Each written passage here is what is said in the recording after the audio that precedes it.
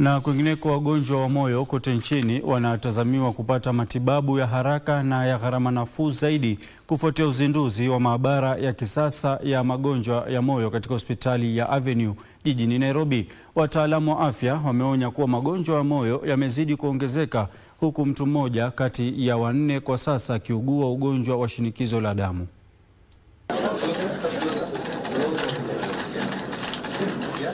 Kwa miaka mingi, wagonjwa wamevumilia foleni ndefu za matibabu maalum au gharama ya juu ya matibabu ya magonjwa ya moyo katika mataifa ya ng'ambo. Kufuatia uzinduzi wa maabara ya kisasa ya magonjwa ya moyo, Wizara ya Afya imesema Wakenya zaidi sasa watapata huduma za matibabu za kiwango cha juu karibu na nyumbani kwa gharama nafuu. These are things a few years ago the only way was to go to India or other places. So now these are available in Kenya at accessible pricing to more Kenyans, and it's supported through SHA. So you, with your SHA, you're able to access these services.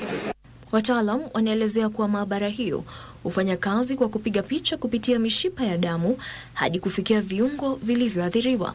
Hatua hiyo inawawezesha madaktari kutoa matibabu yafaayo kwa wakati, iwe ni kuhusu mishipa iliyoziba, kiharusi na matatizo mengine ya moyo. So it's really revolutionary. We've already treated over 200 patients from children to adults on multiple conditions, and this has really been a blessing for us. So we did the soft launch so that we can, prove the operational readiness and all. Serikali imebainisha kuwa uwekezaji huo unajiri wakati idadi ya vijana wenye umri mdogo wanaoathiriwa na magonjwa ya moyo inazidi kuongezeka. We continue to have an increase in the prevalence of non-communicable diseases. We have a rise in hypertension, diabetes, and other cardiovascular diseases.